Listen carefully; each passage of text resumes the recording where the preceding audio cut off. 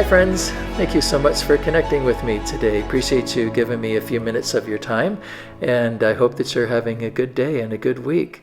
So we're continuing our series in the book of Mark, where Mark is telling the story of the final days of Jesus's life. And in the previous weeks, we kind of started on Sunday, Palm Sunday, with Jesus' triumphal entry into Jerusalem, and then we've been tracking Mark as he's been telling the story in Mark 11, 12, 13, and so on. Today we get to Mark 13, and today we're talking about a very, very challenging section of something that Jesus says to the disciples about the end times, about the end of the world as we know it, right? And we're going to get to that in just a second.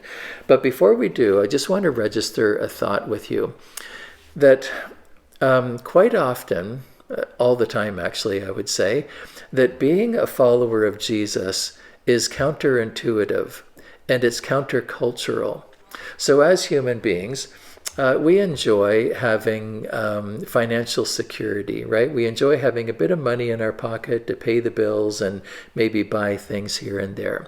We enjoy having money. But Jesus says, "Blessed are the poor." As human beings, we enjoy having happiness. We enjoy happiness. But Jesus says, "Blessed are those who mourn. Happy are those who mourn," right? It's countercultural, counterintuitive. As human beings, we enjoy safety and security, right? But Jesus says, "Blessed are those who are persecuted." Being a follower of Jesus, we discover that the things that our human nature desires, that when we put those when our human nature dies, that we actually discover something beautiful in Christ. We discover a new realm, a new spiritual dimension that is a million times better than the old physical. I'm not explaining that very well, but I hope you're picking up what I'm putting down. So we discover as a follower of Jesus that the worst of times can actually be the best of times. That's maybe a good way to put it, okay? So I want you to park that thought that as a follower of Jesus, the worst of times can be the best of times, spiritually. Park that thought, and it's going to be an overarching thought for this whole discussion today. Okay, so we're tracking Mark as he's working through the final days of Jesus's life. We get to Mark 13, and the story today begins in Mark 13, verse 1. As Jesus was leaving the temple that day, one of his disciples said, "Teacher, look at these magnificent buildings. Look at the impressive stones in the walls." And by the way, Herod had just built this new temple for the Jews to worship in. Herod, Roman king. He had just built it. It was a magnificent building. The stones were massive. Some of them, I forget, were like 40 feet long by 15 feet high by 15 feet deep, something like that. They're just massive and perfectly positioned. The Romans were really very, very impressive builders. And so the disciples are commenting on this beautiful building. And Jesus replied, verse 2, "Look at these he says, yes, look at these great buildings, but they will be completely demolished. Not one stone will be left on top of another." Jesus dropped a bomb in the room when he said that this beautiful building is going to be completely demolished. And then Jesus walks out of the temple and he makes his way down into the valley, and now he's sitting on the Mount of Olives looking across at the temple, and the story continues in verse 3. Later, Jesus sat on the Mount of Olives across the valley from the temple. Peter, James, John, and Andrew came to him privately and asked him, "Tell us, when will all this happen?" They were asking the when question. When will all this happen? What sign will show us that these things are about to be fulfilled? The disciples asked the when question, which is what we all want to know about future events. But Jesus didn't directly answer the when question, but he did go on to talk about things that would happen. And I'm just going to really quickly summarize in verses 5 to 8. Jesus talks about wars and famines and earthquakes. In verses 9 to 13, he talked about being persecuted for being a follower of Jesus. In Mark 13:13, and everyone will hate you because you are my followers, but the one who endures to the end will be saved. And let me just say really quickly, there's an element in what Jesus said here. And some things were already happening, like the disciples were already hated for being a follower of Jesus. Some things would happen in the near future, like just a few days later, Jesus would be brutally killed. Some things would happen, like 40 years or so later when the temple would be destroyed. And some things would happen thousands of years later in the end of the age that we'll talk about later. So there's an interweaving here of things Jesus is talking about and timelines and things that are happening, okay? So yeah, in verses 9 to 13, he talks about being persecuted for being a follower of Jesus. And then Jesus jumps ahead in his mind to a future day, to us now. And we don't know if this will happen, 50 years from now, 500 years from now, 1,000, 5,000 years from now. We don't know when this will happen. But Jesus says that at some point in the future, there's going to be a very, very tumultuous time in human history. And we call it the Great Tribulation in verses 14 to 25. But in Mark 13:19, Jesus said, "For there will be a greater anguish in those days than at any time since God created the world, and it will never be so again." Right? Jesus talks about, again, what we call the Great Tribulation, and it'll mark the end of the world as we know it, right? And usher in, the world and its broken systems and corruption and violence. It'll mark the end of the world as we know it, and usher in a beautiful new world in the new heaven and the new earth that's built on love and peace and prosperity and truth and righteousness, a beautiful new world. Okay, and then Jesus goes on to, in verses 26 to 29, to talk about his return, right? Verse 26, that then everyone will see the Son of Man coming on clouds with great power and glory, and he will send out his angels to gather his chosen ones from all over the world, from the farthest ends of the earth and heaven. Okay, so just retracing what we've just talked about. Disciples say, "Hey, look at this beautiful temple," and it was beautiful. And Jesus says, "Yeah, it's great, but it's going to be destroyed in less than 40 years, 70 AD. The disciples say, "What? When is this going to happen?" And Jesus looks past the destruction of the temple to the end of the age as we know it, and he describes these different things that are going to happen, right?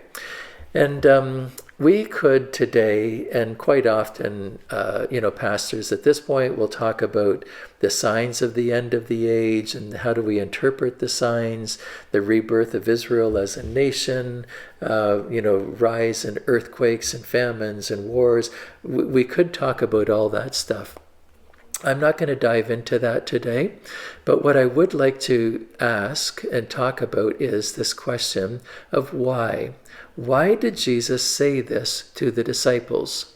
Right? There's what he said in earthquakes, famines, all that stuff, but why? Why did Jesus say what he said to the disciples? And I think there are two answers that I think as I've pondered this week. First of all, I think that Jesus said this to the disciples to prepare them to live in a hostile world, right? In just a matter of days, the disciples were going to be traumatized by the torture and the brutal death of Jesus, their Messiah. And in the coming years, they would face hostility, hatred towards them for their position on Jesus. And all through history, actually, just less than 30 years later, in Nero would launch a wide-scale government-sponsored persecution of Christians. We talked about that 2 or 3 weeks ago. But all through history, Christians have been hated because of their following Jesus, right? So what Jesus said here about preparing his followers to live in a hostile world is very relevant and has been relevant for 2,000 years and is still very, very relevant today. Did you know that Open Doors International, I'm going to put up a graphic here. Actually, I'm going to fill up the whole screen with this graphic. Open Doors International says that 365 million Christians today are living under persecution. The worst nation is North Korea, and then Somalia, Yemen, Sudan. Those nations are very, very dangerous for people as followers of Jesus. And so the persecution against Christians has only increased, right, over the years. So why did Jesus say what he said? Why did he say what he said? I think, first of all, he was trying to prepare his followers for living in a hostile world, which we clearly do today. Another reason, and maybe the main reason why Jesus said what he said, was to was to encourage his followers to be ready for his return.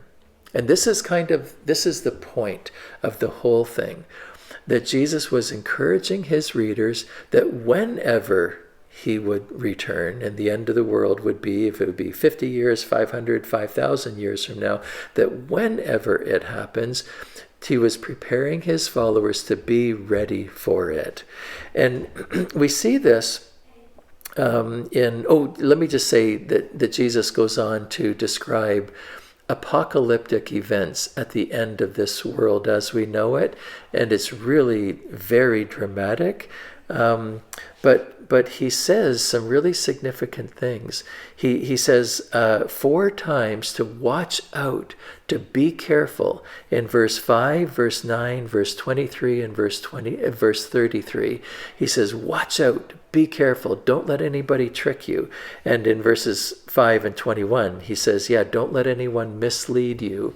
There will be people who will come and say this and that. I'm the Messiah. But he says, don't believe them. Watch out. Be careful. Don't be fooled. Don't be tricked, right?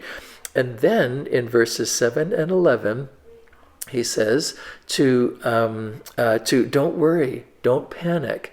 When this stuff happens, all through the years, like in a few days, when I'm killed, don't worry, don't panic. 50 years, 100 years, 500 years, 2,000 years later, when you're persecuted for being a follower, don't worry, don't panic, he says in verses 11.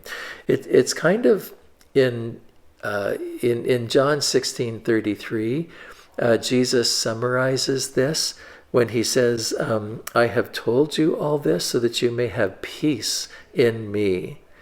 Here on earth you will have many trials and sorrows, but take heart because what? Because I have overcome the world, right? And this goes back to my original thought, but like when you have troubles, take heart because I have overcome the world and I give you peace in the middle of those trials.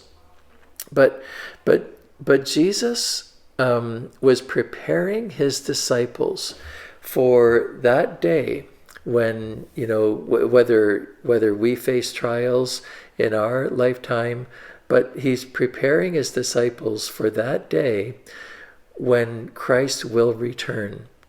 And in fact, Jesus puts a fine point on this whole section when he tells a story at the end. And this is Jesus's way of okay, of all the stuff that I've just said, this is what I want you to hear. This is what I want you to take away. And he tells this story in verse 34. The coming of the Son of Man can be illustrated by the story of a man going on a long trip. When he left home, he gave each of his servants instructions about the work that they were to do, the work. He told them, okay, here's what I want you to do. And he told the gatekeeper to watch for his return. So there are 2 things there. the work that he wants his servants to do, and the gatekeeper to watch for his return. And then he brings the disciples, he brings us into the picture. You too must keep watch, for you don't know when the master of the household will return, in the evening, at midnight, before dawn, or at daybreak. And then I underlined this in my notes, and I think I underlined it maybe in what I put here on the screen. Don't let him find you sleeping. This is it, friends. This is what Jesus has to say on this whole section. Don't let him find you sleeping when he arrives without warning. We could die today unexpectedly. I could walk out on the sidewalk and get hit by, a proverbial bus. I could die today. And don't let Jesus find me sleeping when he arrives. But really, he's talking about his second coming. Jesus could return right now, today, between the time that I record this video and by the time you watch this video. Jesus could have already returned, right? Don't let him find you sleeping when he arrives without warning. I say to you what I say to everyone, watch for him. This, friends, is the point, that we would live today like Jesus is going to return tonight, or we live today like we could die tonight, right? Watch for him and be careful. Don't let him find you sleeping. So on Sunday, I think we're going to have a very interesting discussion about this when we go to the tables. What does this mean for you? What does this speak to you? What are your thoughts on the end times? There's a lot of stuff for us to talk about, but my time is up, so I need to wrap up, and hope that we see you on Sunday. But if not, I hope you have a fantastic week. God bless you, friends.